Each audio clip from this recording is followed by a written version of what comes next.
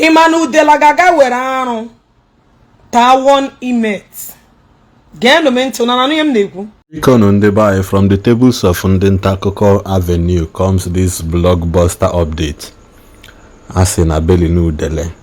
Na bailing condition enyelu Udele. Dekwa nnọọ ka were ụkwụ jewe Jerusalem. Na bailing condition Udele dekwa no 2 months. Ima na mgbe m wetara news si unu Udele has been granted bail. Udele has been granted bail. O nwekwa some things o need meet up tupu ọ gaba ọbụwe a free man.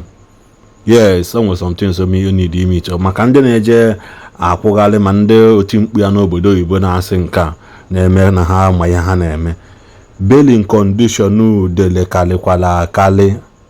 Ọ kakwa bailing Maazị Nnamdi Kanu. Because even Maazị Nnamdi Kanu has met his own bail conditions. Emetichago everything. Mana still ha ka jide ya. Kwesịrị na ha jidesie ike. Now, which is where the matter gets tough now. Kedu onye ya stand for Udele biko? Who will stand for him? O ya na-ekwu mmadụ inwe integrity, mmadụ inwe ebe ọkwụ, mmadụ ịmụnwa ihe ọ ya abụọ mee like this, mmadụ apụta tiweli ya mkpu, mmadụ ịpụta na ya sị na nna this I can vouch for this person, I know this person, this person can be trusted, but nobody can do that for Udele. Nobody can stand for him. Achọrọ m ka unu gee ntị na vidiyo nọ ka unu nụzi ya the full details ka Udele si wee bebe akwa na court mgbe ọ nụchara ihe dị ya wo the bailing condition ahụ. A sịkwa na Udele tiwalụ mkpu akwa begide a na-ejizi esi anya ebezina because na onye ya ekwepụta ọ bụrụ gị nwe property that na inwe property na Lagos in a specific area na Lagos nwe ka ọkpọ ya Banana Island, inwe property there worth of 5 billion, mana asị okay ni kwesịghị ibi na Banana Island for like 10 years before you can be able to use it safe as ikwudolo mmadụ. See, to start with, for example, na enwe ike na ebe asị okay ya enwe property that worth 5 billion, onye nke a nwete 5 billion. Okay, George nweke na asị okay anyị kwetego na inwele ya, but you need to be na Banana Island for the past 20 years because your property showing ibi Banana Island 3-5 years ago. Iwe na ajụzụ onwe kemgbe Banana Island pụta. So na I am Udele. Ebe chukwu nna ya na ekpọrọ ọkụ bana. Ọ bụrụ na the people did not meet this bail condition, the chief judge will jewe this their annual leave ha na-ejesi na ha ya nata by September. Hey, oti lokwa now. Nyezia na ntị kuno no the main gist here. Ka ọ dị na ndị bai. To meet up with that bail condition. Nke ahụ Igbo mmadụ akpannu halu mmiri se. Go according to information from Ogeshoke Kenjaka. Ekwu na Ijele yewuta akpọta mmadụ na-abụ nwelu properties worth 5 billion each at a known location na Lagos. 5 billion, which is 10 billion. Hey, I'm gonna go far. Yeah, and enwelu a number of years. Onyaho ye biena na that building with a known means of income. Nkao number 1. Then number 2, Odogwu, king of the game, ye 60 million nana ntina na ba. Then number 3, no ya bota oil produce 2 civil servants from the highest grade among level among no level 16 or level 18. No, you provide the civil servant non at that level too, and now those 2 people you produce their international passport in case you goes well, then they will come and stand for him. I don't know whether nothing will people will get feel this gap, but oblo no will hacho gulu ezigbo. Igotago gulu ezigbo zuru ka eme gulu ezigbo zuru ka eme gulu ezigbo yenye ha even one property from that name location na Lagos worth 5 billion. O yenye here. Gulezi Igbo can produce more nyanwa no as a civil servant on at the highest level, among no level 16 also. He can also stand in as one. A plus he dey nyempoto na Facebook na asusu oyiwo na ede some long note na Facebook. It's time now. Udele has been granted bail. It's time for you people to move into action. You people should move into action. And the Mankun and the judiciary and actually strike.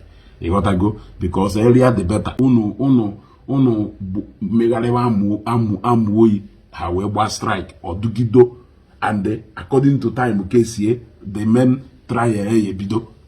Uno wediko urizoko uno wunde ya happy and at detention for more longer than uno no golano. How you people are going to meet up with this bail condition, I don't know. Whether no naturally appeal here, if I am here to give you people the news as if they hot. Then spread this news that he has been released. Ema no makesi ebu fake news. Uno makesi ebu fake news. Unu woli ewe kapande madobi. The fact is that he has been granted bail with some conditions which shook. It shocked me and it shocked any of that condition. So we are watching to see how you people are going to meet up with that bail condition. Kona ya appeal, unu meet here up with it. Kudos. Go. Sometimes you will learn how to put your money where your mouth is. Go. Problem, the expensive. Case, the expensive. Eji hom pacha konsiebwe. Abadaka. Oblu nu mege luhe. Nwanne pụọ from okwu na ụka. Gbafelu from okwu na ụka. Ana ahụ ụnụ ya ahụ na ntị. Ụna ya anụ. Ụna na-enye mkpọtụ na-amachagharị. The next time iwolu ntị ụnụ ebuka obi. Ma uwolu ntị ụnụ ọfụchara fancha. O mechara fancha. Okwuchara fancha. Owolu ntị ụnụ akụ. Bife ịnụ Zion. Ị na-agba ọkpaga na-akụ na zisi. Ọwụrụ na ebe nụrụ afọ ahụ na maitu, the moment anyị ada akpụpụ afọ ahụ ilugo Shagamu ma Obega, iwe ma na odogwu ahụ gainem, nwoke na nwoke ha wụ n'ọnụ, na nwoke ka ibe, and onye amaghị onye ke n'ụwa wenye nwụrụ anwụ. This is a perfect example. Ebuka Obi kwuru ya na Zion ground, ọtụka ya si na egwuregwu ka o ji egwu. Ndị Zion legal team pụtakwa kwukwa ya again, ọdụnụ ka ya si na egwuregwu. This is a perfect example. It will set the record straight. Ndị ọzọ fefa Udele na-agabiga ndị ọzọ ya emuru anya. And I thank God na at least na-enwego sanity adugo a na-amụ ọkwa mmiri a sinsi ọ na-achọghị ije chọọ umbrella ma ọ gbakpuo na shade obidoghị izo oke n'ọsọ ngwere n'ọsọ oke n'ọsọ ngwere n'ọsọ. We are waiting for you people. Onwezikwa onye ji unu kịta. Ọ na-asịzikwa na onwere onye ji Udele. Onwezikwa onye ji unu kịta ka ndị ike nọ n'ime unu n'idere ịpụta bịa mmapụta na ozugbo ndị nwere ezigbota verifiable means of income. It is assumed that they be going at that property for a certain years. You got to 5 billion. It must worth 5 billion. You got to go with a CFO. Go see no go with that property. Postani no in abundance. You got to go. Then ka ifuzeri ndị civil servant ha na akwayo no na-efu unu na-eme from the highest level. You got to go. Preferable a senator can stand them for you. O nwere ike inweta nga because no nwere ike inwe 1 or 2 persons in the nya na alụ.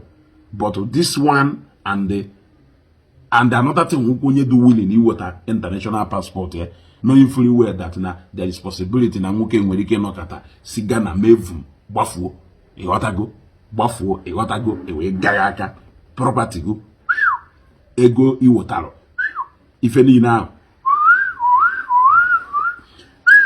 It is time.